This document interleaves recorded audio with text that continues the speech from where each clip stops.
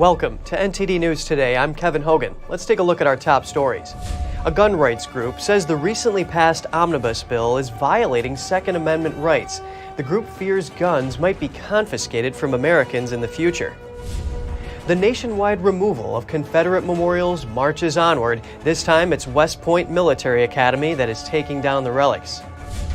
The January 6th committee is dropping its subpoena against former President Donald Trump. Trump attorney Harmeet Dillon responded, calling the subpoena an assault on the Constitution. Elon Musk says healthy questioning is part of science, and he announced a new policy at Twitter to support that.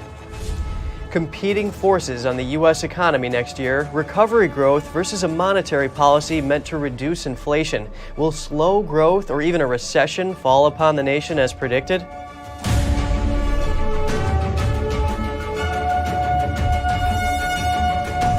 A gun rights group is criticizing the recently passed Omnibus bill, saying it violates Second Amendment rights, and the Biden administration expands cracking down on so-called ghost guns.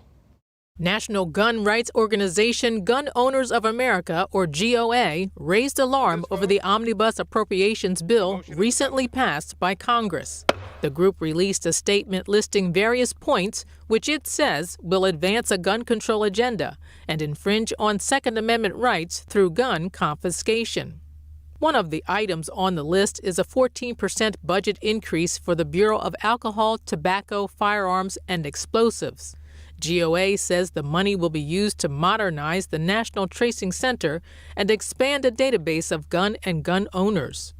Their statement says this NTC data sharing technology will upgrade ATF's gun registry and create door-to-door confiscation lists of Americans who lawfully purchased these newly banned firearms, such as AR-15 pistols. The bill would also expand so-called red flag laws that enable officials to confiscate guns from mentally ill people, for example. The G.O.A. says it will discourage the mentally ill from getting the help they need because they risk being stripped of their rights. The group criticizes members of Congress who voted for the plan, saying it's an outrage that any legislator sworn to uphold the Constitution and the Second Amendment would even consider passing a 4,155-page, $1.7 trillion appropriations bill with so many gun control provisions. Our founding fathers would be ashamed. Meanwhile, the Biden administration is doubling down on its crackdown on so-called ghost guns by issuing guidance that basically expands the definition of what readily converted means in a new federal rule. This makes more do-it-yourself pistol parts subject to restrictions. The ghost gun rule was put in place in August and requires that frames and receivers that could be readily converted into fully operational guns are subject to the same regulations as traditional firearms. However, lawmakers argued the definition of the word readily in the regulation wasn't clear.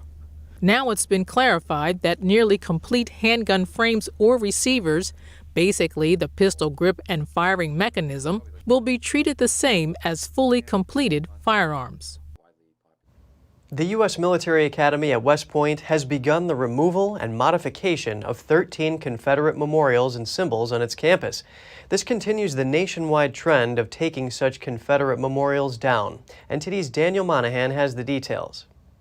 The modifications were recommended by the congressionally mandated Naming Commission. The Naming Commission was formed under the National Defense Authorization Act of 2021. It was created to assign, modify, or remove names, symbols, and monuments within the Department of Defense that commemorate the Confederacy. The Commission says the removal recommendations were not made with any intention of erasing history, but rather to affirm West Point's long tradition of educating future generations of America's military leaders to represent the best of national ideals. The Military Academy is taking down a portrait of Confederate General Robert E. Lee from its library. It will also remove a stone bust of the general from Reconciliation Plaza and a bronze piece from the main entrance of Bartlett Hall. The Academy will replace a quote from Lee displayed at Honor Plaza as well. Multiple buildings, streets, and areas around the West Point campus are scheduled to be renamed. Hundreds of Confederate statues and displays have been removed from public spaces across the country. One catalyst is said to be the death of George Floyd in 2020. Reactions to the removals have been mixed. Retired U.S. Army General Barry McCaffrey tweeted, "Fully support removing all symbols that honor Confederate leaders. The most terrible of American wars was solely driven by the enslavement of Black Americans." While retired U.S. Army Reserve Major Montgomery Granger took the opposite perspective, he tweeted, "The ignorance is stunning. My ancestors were Union, but after Lee's surrender, Grant told his troops, 'The rebels are our countrymen again.' Profound, historical, now fleeting." Daniel Monahan, NTD News. President Joe Biden signed a bill yesterday to remove the bust of former Supreme Court Justice Roger Taney. Taney was the author of the 1857 Dred Scott decision. The bust will be replaced with one of Thurgood Marshall, the first black Supreme Court justice. The Dred Scott case represented a decade-long quest for freedom by a black slave named Dred Scott. The case made it all the way to the Supreme Court. Taney's majority opinion declared that African Americans were not citizens.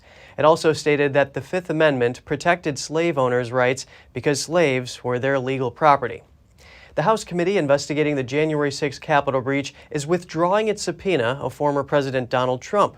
Chairman Benny Thompson wrote a letter to Trump's attorney Wednesday explaining why. He said the committee can no longer pursue the information covered by the subpoena because the investigation is ending. Trump was subpoenaed in October for documents and testimony, but he never complied. Instead, Trump sued the committee to block the subpoena. The committee has referred Trump to the Justice Department for potential criminal prosecution on 4 separate charges. Trump attorney Harmeet Dillon told the Washington Examiner, quote, "President Trump defended the doctrine of separation of powers and the independence of the presidency." She called the subpoena an assault on those principles. Dillon also announced the January 6 committee in a tweet for what she called a total abuse of process and power. Members of the public will soon be able to enter the U.S. Capitol for the first time since March 2020. That's when the outgoing Speaker of the House closed the historic structure in response to the pandemic. The reopening of the Capitol will coincide with the first day of the new session of Congress on January 3rd. Leading House Speaker candidate Kevin McCarthy said, quote, "For 973 days, the American people have been restricted from their constitutional right to petition the first branch of government." He says it's no longer acceptable. Closing the Capitol complex was one of many actions taken by outgoing Speaker Nancy Pelosi in response to recommendations from legislative officials. During the closure, only members of Congress and select congressional aides, credentialed journalists, and essential workers were able to access the facilities. Surging numbers of migrants are trying to cross through Mexico to reach the U.S. Along the way, many are taking advantage of their situation. A sprawling network of lawyers, fixers, and middlemen has taken root, and they're looking to turn a profit. NTD's Jeremy Sandberg has more on the growing corruption. Where some see despair, others see opportunity. Legal papers, freedom from detention, transit permits, temporary visas. All are available for a price via the network. Mexico has long been plagued by drug cartels that make millions from smuggling migrants. Now lawyers, fixers, and middlemen are also looking to get a percentage. Andre Ramirez, chief of the Mexican Commission for Refugee Aid, says corrupt practices such as selling documents have been on the rise since last year. Miserable. It is a miserable thing to do as far as we are concerned. Because how is it possible that the people who are in need of international protection suffer at the hands of officials of the body that is in charge of their protection? When Mexico's president took office in 2018, he said fighting corruption was a top priority and declared the National Immigration Institute as one of the country's most corrupt institutions. Yet only a small percent of internal investigations have even made it to the prosecutor's office, about 1 in every 1,000. This corruption is unbelievable, and I have had talks with people who are experts in migration, and they tell me that this is never going to end, because many high officials are involved. Lawyers and brokers advertise prices for various safe passage papers through social media. Options range from $250 for transit to $1,100 for humanitarian visas for temporary legal stays in Mexico. Immigration officials are being accused of colluding with law firms. One such firm advertises on large signs outside its local immigration detention center. We are neither profiting nor stealing, nor doing anything outside the framework of the law. Working and working well does not imply doing something illegal. The firms allegedly get privileged access to migrant detention centers and to lists of those recently detained before they arrive, so they can offer their services as the only alternative. They asked for money at the migration detention center. First, you have to give the lawyers $150 to $500 to get you out of here. If not, they tell you they are going to deport you back to your country. They are colluding with the immigration authorities.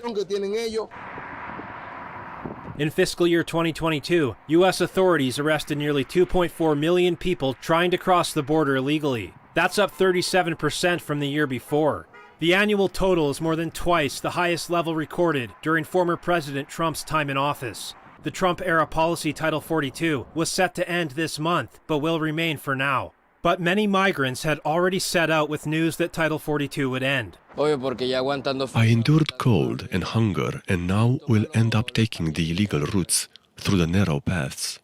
The record number of illegal border crossings is wreaking havoc on the system. In El Paso, Texas, a new processing center is being built. Officials say it will increase capacity by about 1,000 people. Jeremy Sandberg, NTD News.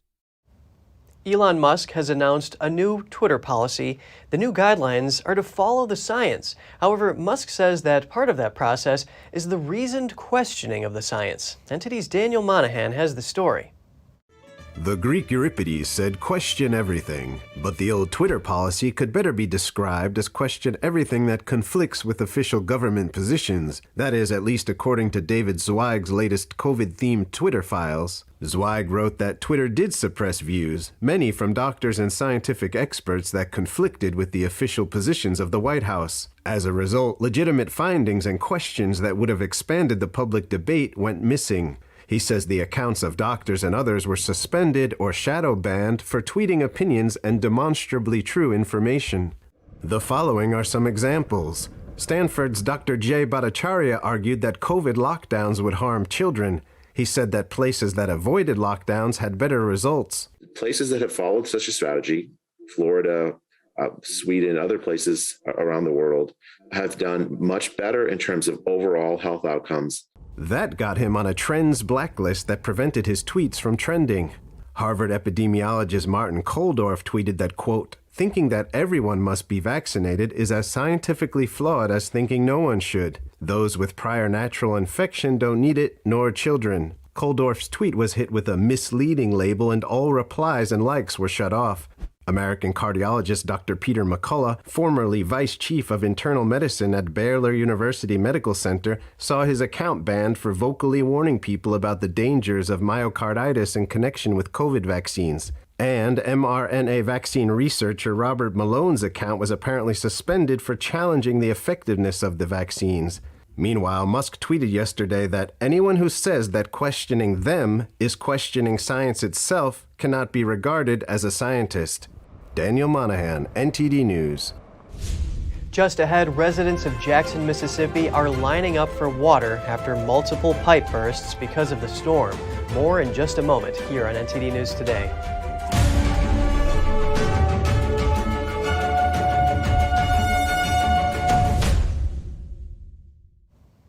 Next, we delve into the economic outlook for the U.S. next year. There are concerns of slow growth and even recession. We hear from an associate professor of economics at Florida Atlantic University on what to expect, what can be done, and the Federal Reserve's role. Joining us now to give analysis of what to expect is William Luther, the director of the American Institute for Economic Research's Sound Money Project. It's a pleasure speaking with you today, William. Nice to be here. J.P. Morgan expects the economy to grow only about 0.5% to 1% next year, which is less than post-pandemic gains and about 1% less than the long-term average annual growth rate. What does this mean for Americans, and what should they expect? Well, I should start by saying that the J.P. Morgan estimate is perhaps a bit optimistic. The Federal Reserve, the median member of the Federal Open Market Committee, is projecting just 0.5% growth. So 0.5% to 1% is optimistic by comparison. What that means is that there's a much bigger risk of a recession than perhaps many people expected just a few months ago. Unemployment is very low at the moment, so even if it picks up, it will still be pretty low. But 0.5% real GDP growth is just incredibly low, and again raises that risk that it will turn negative as well. What do you think gives J.P. Morgan an optimistic outlook? Well, I wouldn't say it's optimistic. It's just more optimistic than the Fed's projection. There are basically two things going on at the moment. On the one hand, we still have this long-run recovery from the pandemic and the corresponding policy to deal with that pandemic. So production contracted very sharply, and we have opened that production all back up. But it takes some time for those supply constraints to ease up and production to return to normal. We're nearly back to where we were pre-pandemic, to that pre-pandemic trajectory, but not quite. So we have this longer run recovery that's still ongoing. On the other hand, the monetary policy over the last year and a half has been a bit loose. We've seen very high inflation, and the Federal Reserve is taking steps to bring that inflation down. And the way they do that is by slowing that growth. And so we have these kind of two competing forces right now, where we have an increase in growth due to the recovery, but a decrease in growth due to a monetary policy trying to keep inflation under control. And so the question is just how that shakes out, which of those dominate and to what extent.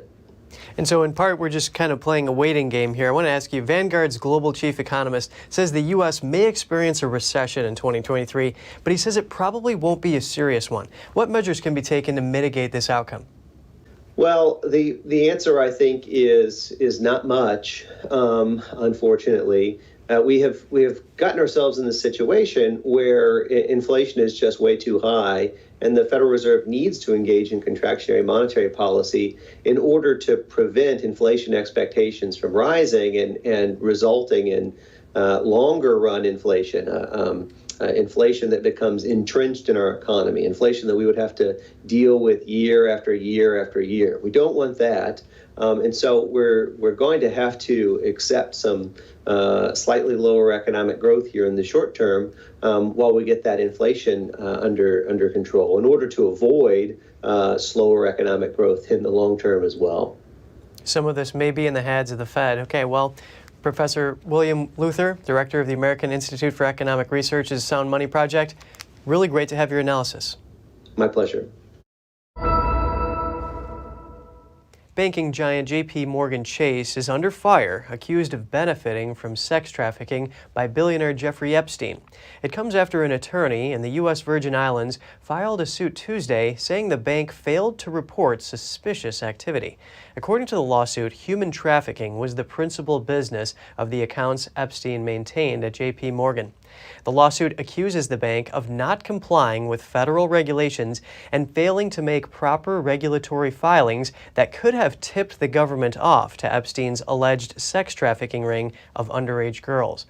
The new lawsuit comes less than a month after Attorney General Denise George settled the U.S. Virgin Islands lawsuit against Epstein's estate for more than $105 million. It came with an agreement to sell Epstein's islands and end business operations there. A J.P. Morgan Chase spokesperson declined to comment Wednesday evening. It's been a tumultuous travel experience for Southwest Airlines customers this holiday season. The airline canceled more than 5,000 flights between Tuesday and Wednesday.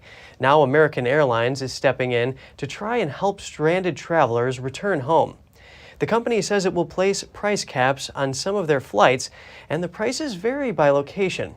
Southwest does not have agreements with other carriers to allow passengers to rebook with different airlines. There were other airlines posting last-minute flights, but they cost thousands of dollars. Officials in Buffalo have arrested 10 people for alleged looting during the blizzard. Police say more arrests are coming, and they are urging people to turn themselves in. As I've said multiple times, we will be making more arrests. I strongly urge a lot of these incidents that had video, you're out there, you've been on social media, you've been on TV, Do yourself a favor, make things very easy for yourself. Just come in and turn yourself in, accept the consequences and the responsibility of what you did so we can get these businesses back on track to serve the community that they are there for. At midnight, the ban on driving will be lifted in Buffalo as well as throughout western New York. Meanwhile, only 3 Buffalo residents remain without power, down from a high of 20,000 customers. Police in Georgia invoked a classic Christmas movie to share a recent case. Gainesville police released this mugshot of a visibly injured man. Police accused the 30-year-old of hiding behind the business, pulling a gun on an employee who exited and robbing them for cash.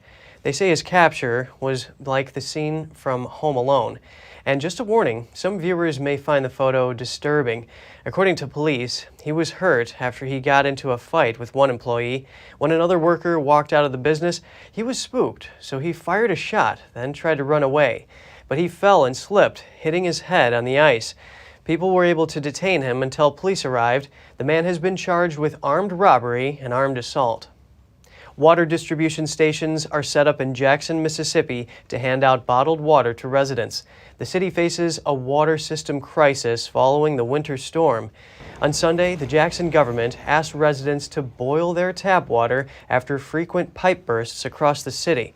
Maintenance crews continue to repair damaged pipes, but the city is still experiencing severe water shortages.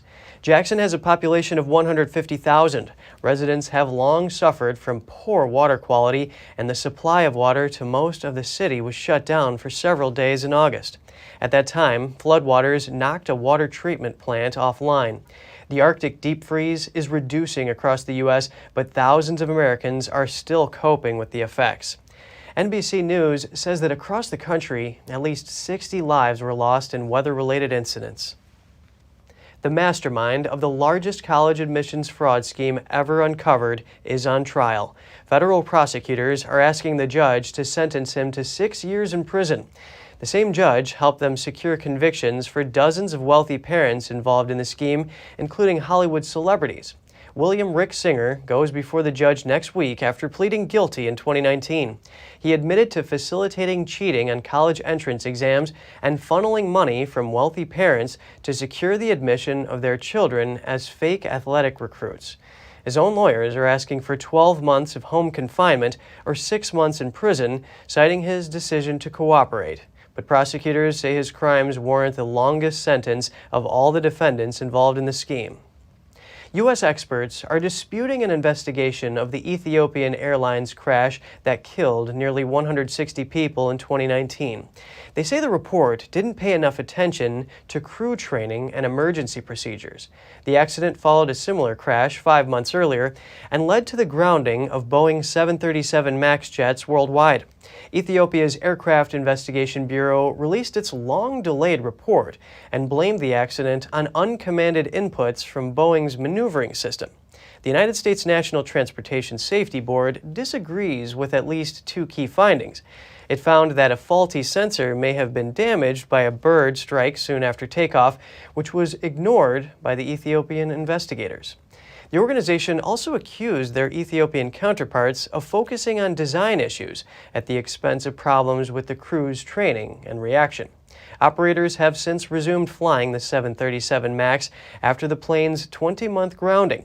Ethiopia was among the last countries to return the 737 MAX to service. Alaska crabbers could receive $300 million in federal disaster relief after the state suspended the 2022 harvest season for the first time in history over a rapidly declining snow crab population. The Senate last week approved funding for fishery disasters within the massive Omnibus bill for 2023. This month, Secretary of Commerce Gina Raimondo has so far declared 6 fishery disasters for Alaska and Washington, marking the first step toward securing relief funding. The announcement followed the October cancellation of the 2022 Bristol Bay snow crab harvest because surveys revealed an unprecedented 90% drop in the crab population. Alaska Fish and Game called off the 2022 harvest season for the second time in 2 years due to low Bering Sea red king crab numbers. The Alaska Bering Sea Crabbers Trade Association said the $300 million in disaster relief should help these industries survive and fund research to prevent future market challenges.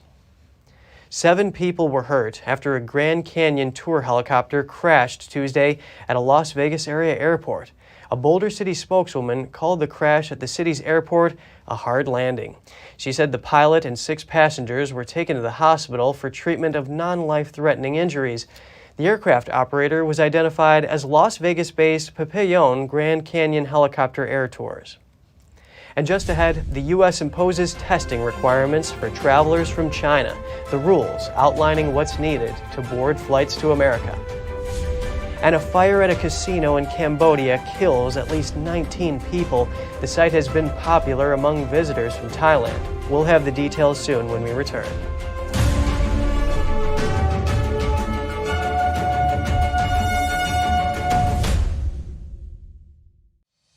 We're entering an unprecedented period of economic turmoil.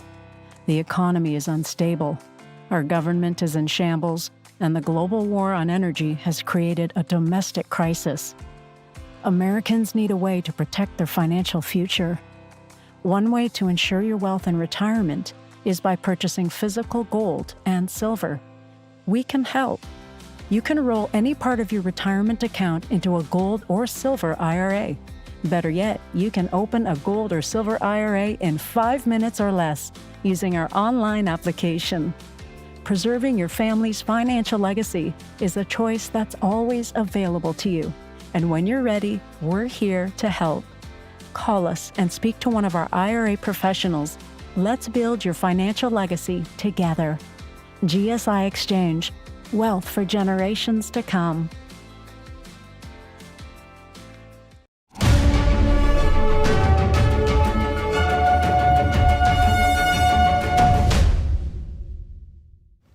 Welcome back. The U.S. is placing new restrictions on travelers from China. This as Beijing is allowing citizens to travel abroad while virus cases at home are hitting a record high. NTD's Tiffany Meyer has the details.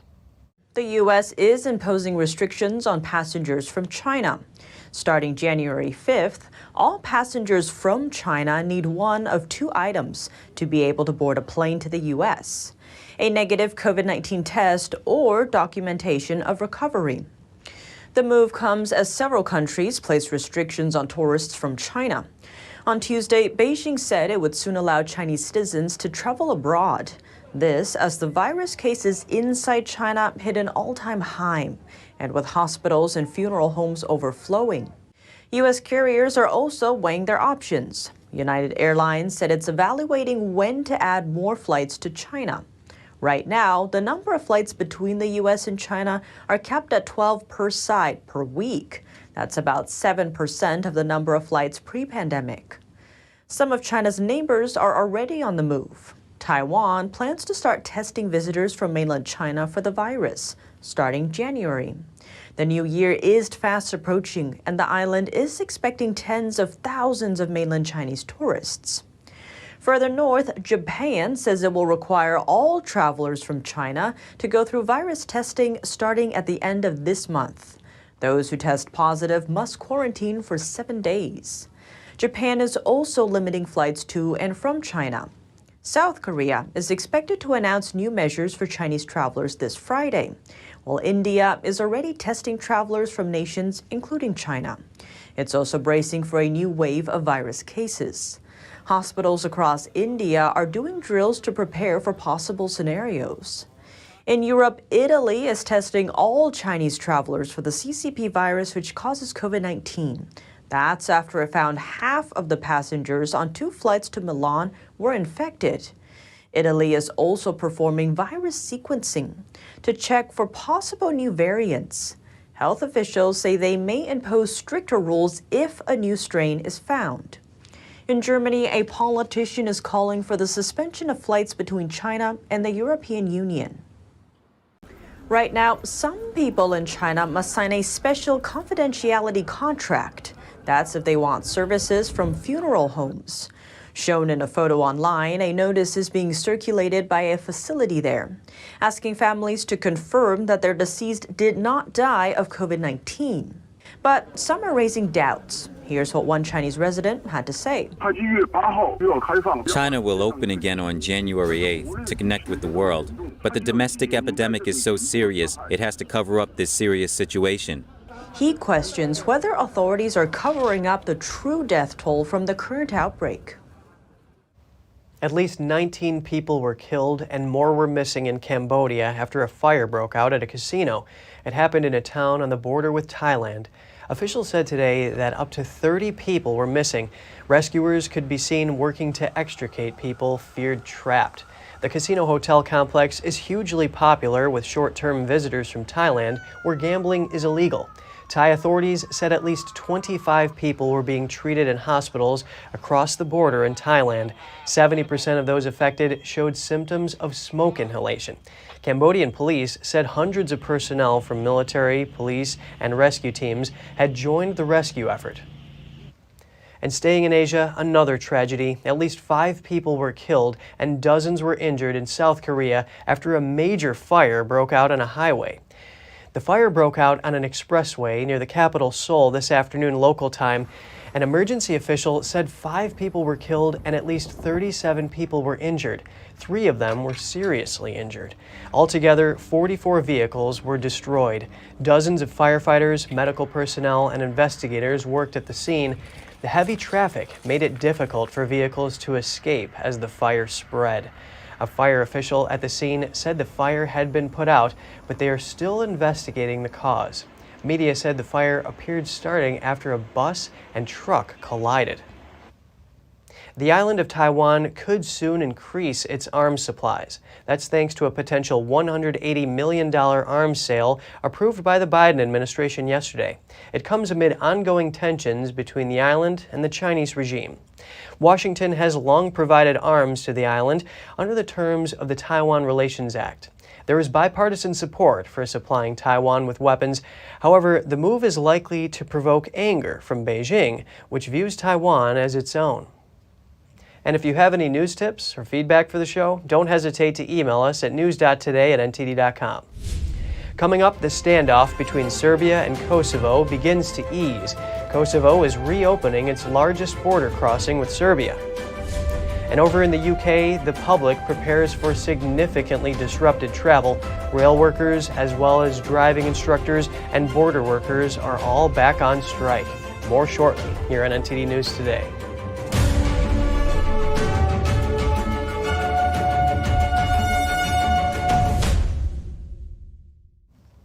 Ukrainian President Volodymyr Zelenksyy held a video conference yesterday with Blackrock CEO Larry Fink. Blackrock is one of the world's leading investment managers. The New York-based Blackrock manages client assets worth about $8 trillion. President Zelenskyy's website reported that Blackrock has been working on a project to advise the Ukrainian government on how to structure Ukraine's reconstruction funds. Blackrock leaders plan to visit Ukraine in the new year. Zelenksyy also said that Ukraine would participate in next year's World Economic Fund summit in Switzerland. The Washington Examiner reported that both Blackrock and the World Economic Fund are controversial due to pushing environmental, social, and governance policies known as ESG. Staying in Europe, tension is beginning to ease between Serbia and Kosovo. Kosovo reopened its biggest border crossing with Serbia today. Serbs in northern Kosovo had been blocking roads for the past 19 days. They were protesting against the arrest of a former Serb policeman. The Serbian president said they would start removing barricades today. Hours later, Kosovo police said they reopened its biggest border crossing with Serbia. 2 other border crossings with Serbia and northern Kosovo remain closed. Both the European Union and the U.S. have been pressing Kosovo and Serbia to step back from a mounting confrontation. In the UK, rail workers, border force staff, and driving examiners resumed strikes yesterday as many people were returning to work after the Christmas break. It follows disruptions to rail travel in the run-up to Christmas, with many facing delays to their journeys. Passengers have been told to prepare for significantly disrupted travel in the new year. Here's the story. Warnings to plan ahead before travelling, with a fresh wave of strikes expected to affect thousands of people into the new year. Border force staff, rail workers and driving examiners are striking.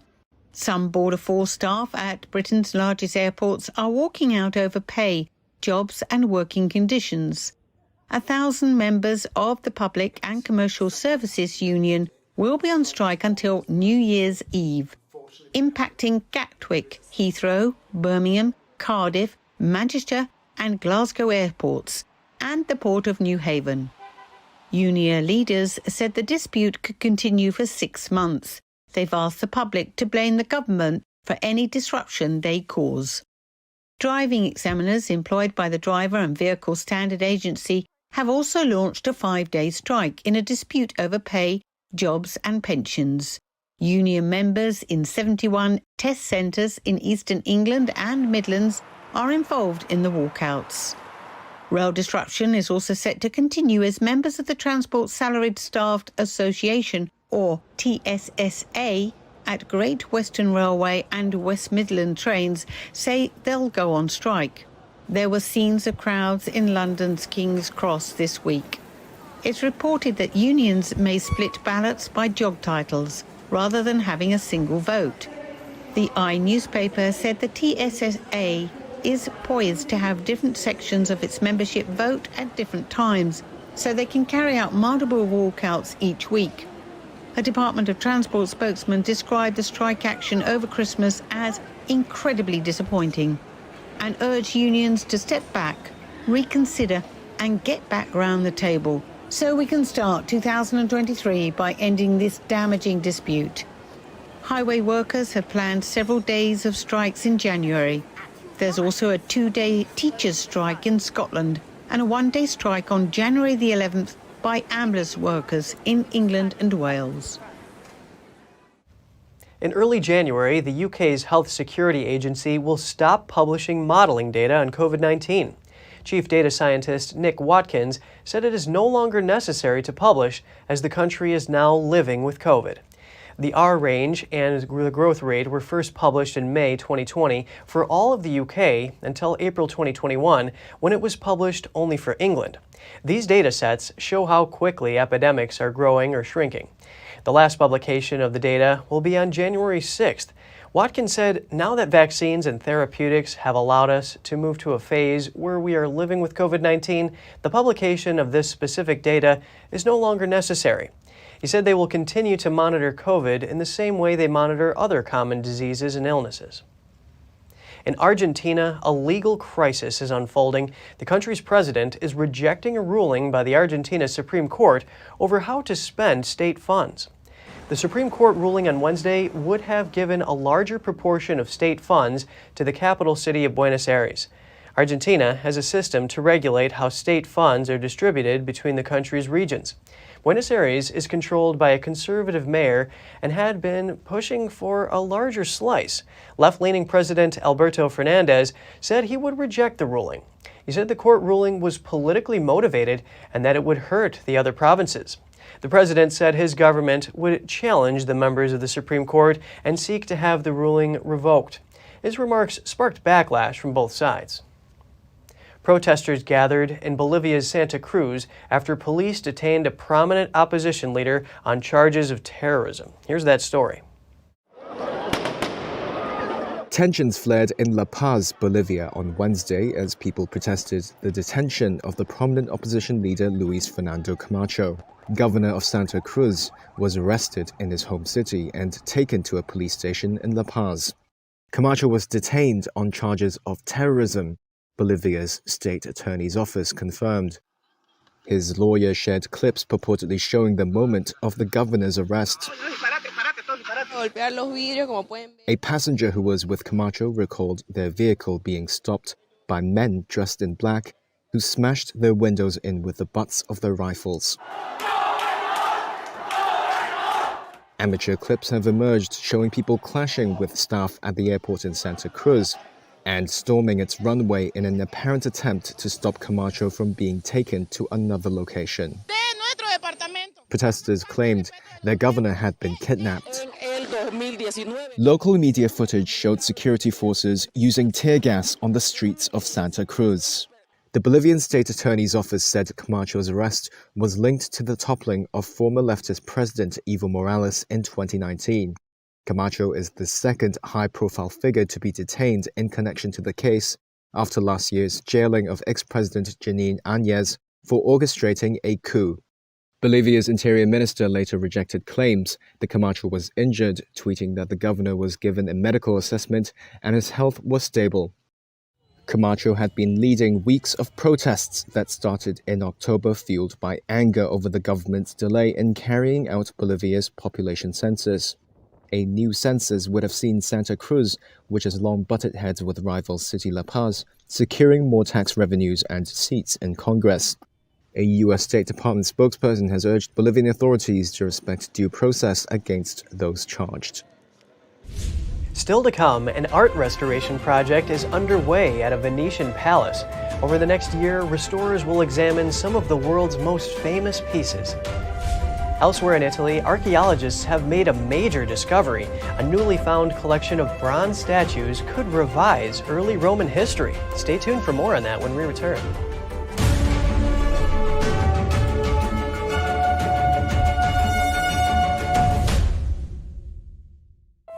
The Fixture Pioneer, CGM. Professional AI intelligent fixtures. All-round integration of 4 systems. High precision, high durability, high quality. 2-micrometer repetition accuracy. More than 80 patent certificates. ISO 9001 approved. Precision clamping to meet your every need. CGM has it all. Pride of Taiwan, CGM.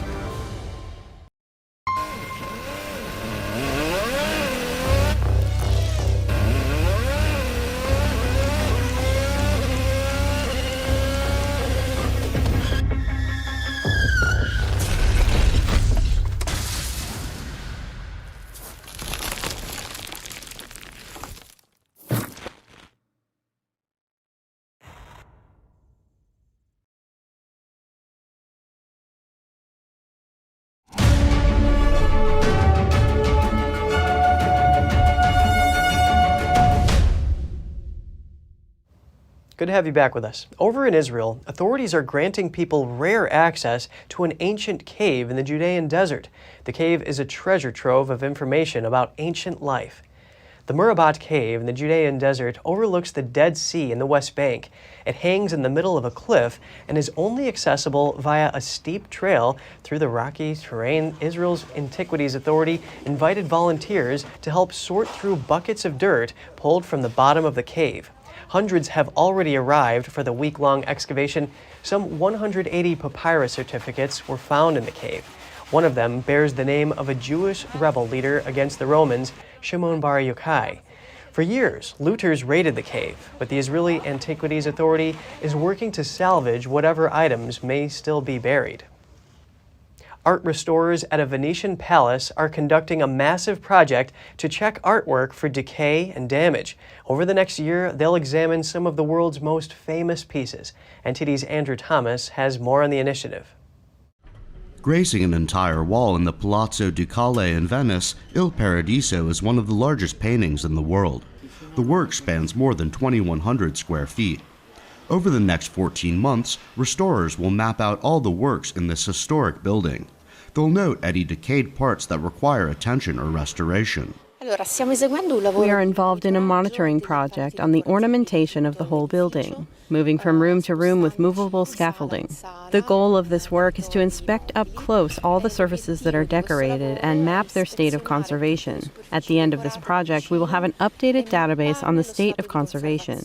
The main work is conducted by sight and field, but also includes probes, photography, and multispectral techniques. In this work, we are primarily using the observational capacities of the restorer, who can get close to the surfaces and observe them up close with the naked eye and touch them. So we are talking about a visual and tactile inspection.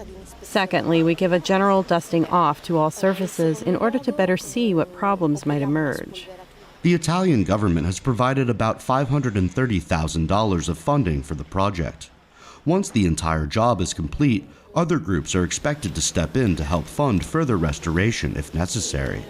And so it's very important, big campaign at Palazzo Ducale to look at all the rooms at the ceilings at certain areas where typically you wouldn't be able to because it's rather expensive to set up scaffolding. But the funding that the museum has to do this sort of testing and state of conservation reports. The Palazzo was the center of political life in the Venetian Republic, which lasted from about 700 to 1800. The humidity and saltwater in this old city has been particularly hard on the architecture and artwork. Andrew Thomas, NTD News. Archaeologists in Italy say the recent discovery of a collection of bronze statues could rewrite the history of early Rome. NTD's Andrew Thomas has more on the compelling artifacts. 24 bronze statues were discovered in a sanctuary at an ancient Tuscan hot spring in November. The site is very rich. We are only dealing with the heart of a whole system that is enormous and that we have explored. Experts worked on the archaeological dig near Siena. They say the unearthed bronze statues could challenge our understanding of history, specifically the transition from Etruscan civilization to the Roman Empire. That happened roughly between the 2nd century BC to the 1st century AD. The artifacts spent more than 2,000 years hidden under water and mud. The anaerobic atmosphere, devoid of oxygen, helped preserve the bronzes. This research will certainly contribute to enriching knowledge regarding the Romanization of this part of Etruria and the relationship between the Romans and the Etruscans, which is a very well-known and studied subject. The figures bear both Etruscan and Latin inscriptions. Outside the sanctuary, the time period was marked by wars. Inside, elite Etruscan and Roman families prayed together in peace. That's why the discovery represents an opportunity for scholars. They'll have the chance to revise what we know about how the Etruscans and Romans got along. We have a series of elements, such as inscriptions, votive offerings, and offerings in the curative and thermal spheres that give us a glimpse into the relationship that these two peoples had in this place, which is an important place, a place of healing, a place of peace, where people can come to pray and be cured. In the next few years, the site will host an archaeological park. A museum will house the recently discovered statues, as well as other artifacts. Andrew Thomas, NTD News. Just ahead, the tourism industry starts to recover in 2022 after the pandemic. Popular destinations across the world are eager to welcome back tourists. As 2023 rolls in, people across the world share their wishes for the new year, with peace and health topping the list. We'll be back with more soon here on NTD News.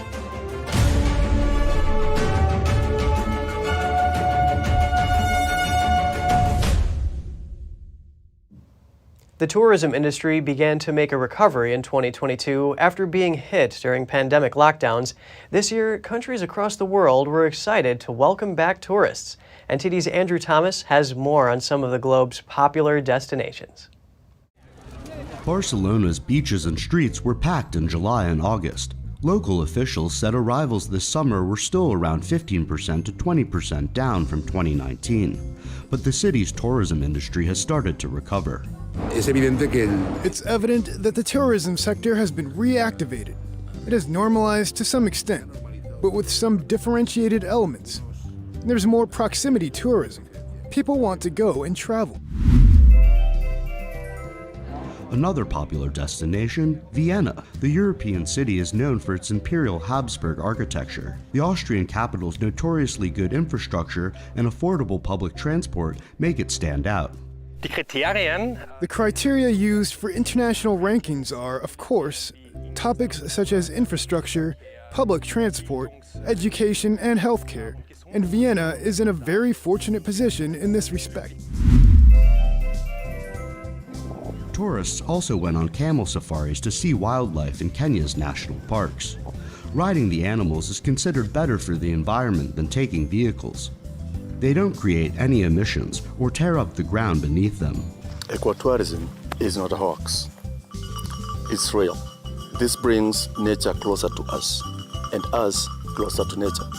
And the more close to your nature, the more you understand it, the more you like it, and the less that you will not destroy it.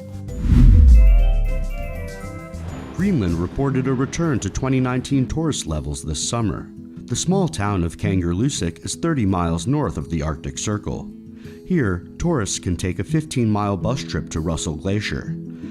Belgian tourist Camilla Bruckner wanted to visit before it's too late. This was as much a trip we did because there is very much a sense of urgency that we have to see this now before it disappears. From 2015 to 2016, Greenland saw visitor numbers increase from around 77,000 per year to almost 105,000. That's a large number, given the island's 56,000 residents. Andrew Thomas, NTD News. Times Square in New York City saw hundreds of people line up yesterday to say good riddance to 2022. The annual event was hosted by neighborhood business association, the Times Square Alliance. Participants were asked to write down all the things they wanted to get rid of in the new year, tear the pages up, and then complete an obstacle course. It's been described as a good way to be mindful about what to let go of. For some, this means feeling less self-conscious and living life to the fullest. For others, it means getting rid of an object that represents pain they went through. So in 2023, I'm trying to get rid of a lot of doubt that I had in 2022. I just want to enjoy life more, have more experiences, take a dance class without worrying if I'm going to be like Beyonce and be amazing and just have fun at it. This was my cancer mask that I had to wear going through radiation and chemo. And I thought we were going to bash it with a sledgehammer or put it in a fire pit, but it doesn't seem to be. But we're still going to get rid of it. Out with the old, in with the new. Ready or not, 2023 is coming. What do people wish for in the new year? Residents of Paris, Rome, Berlin, Ukraine, and Russia share their thoughts.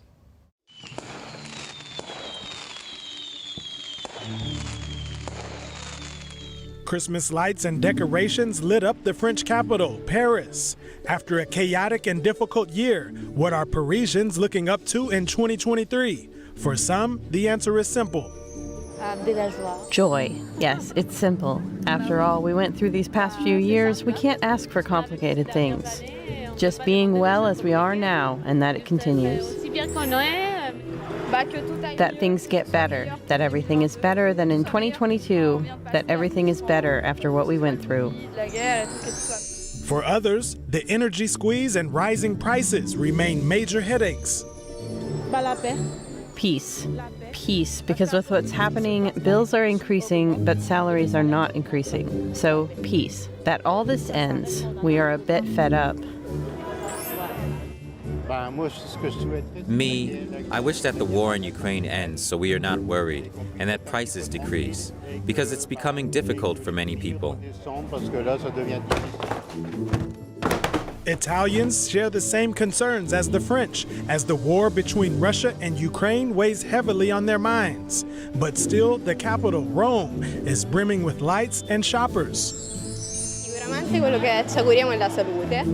What we are surely hoping for next year is health, then the end of war between Russia and Ukraine, which has negative repercussions in territories of Ukraine and Russia, but it also has an impact in our country since inflation has skyrocketed.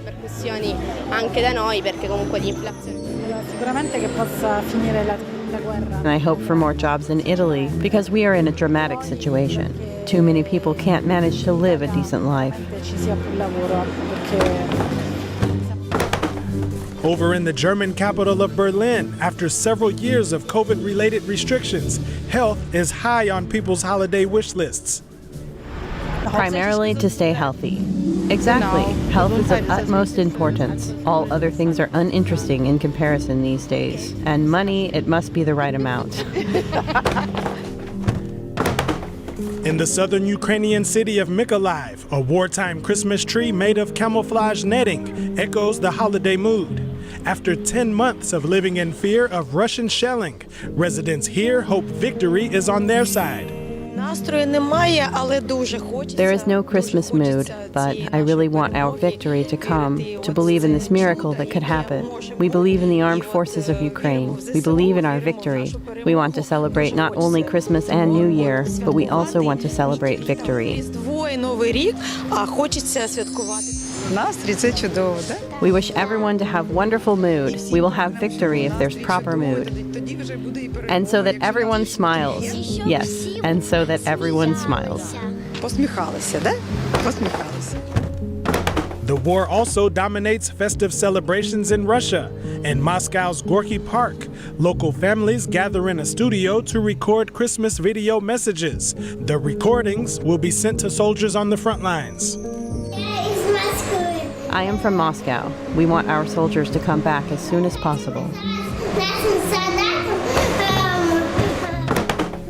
Despite the snow cover, Christmas trees give off warmth and glow, shining brightly into a brand new year.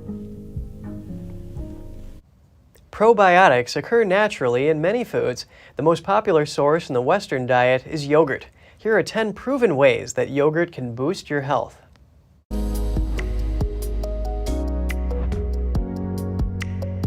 The human gut contains several thousand strains of bacteria.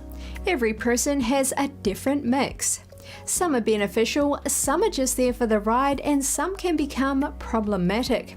When the balance between good and not so good bacteria is disrupted, lots of things can go wrong, from the immune system to digestion to mental health. Antibiotics, stress, excess alcohol, chlorine, and other toxins can destroy good bugs and allow bad ones to thrive. To rebalance the microbiome of your gut, you need to repopulate it with good bacteria or probiotics. Probiotics occur naturally in many foods.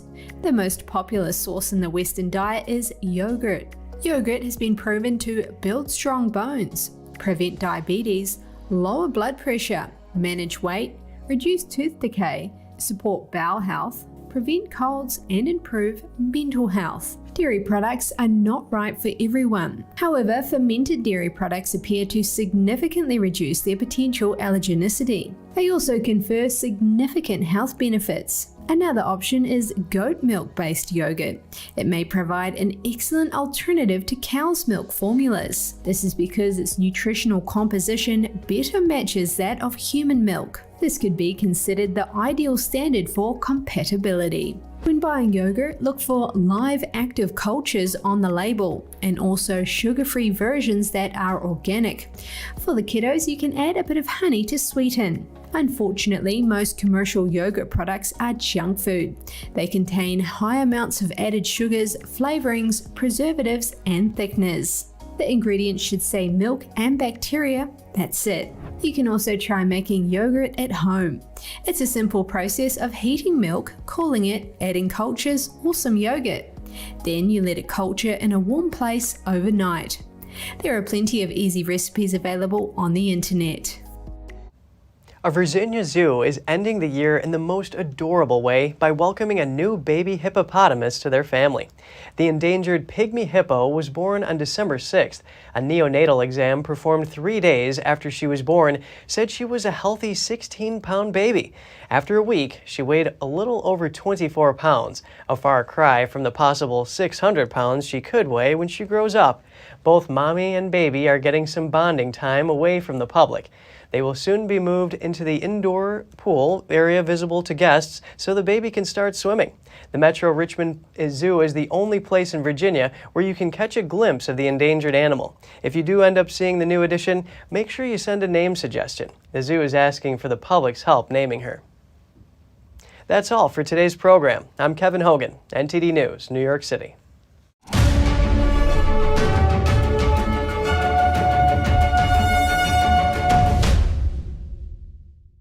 Do you listen to the TV on high volume or have trouble hearing? Thanks for watching us on YouTube. Did you know YouTube only keeps selective videos on its platform? So if you want to make sure you get the full picture, just subscribe to our newsletter. Go to newsletter.ntd.com and sign up. It's free.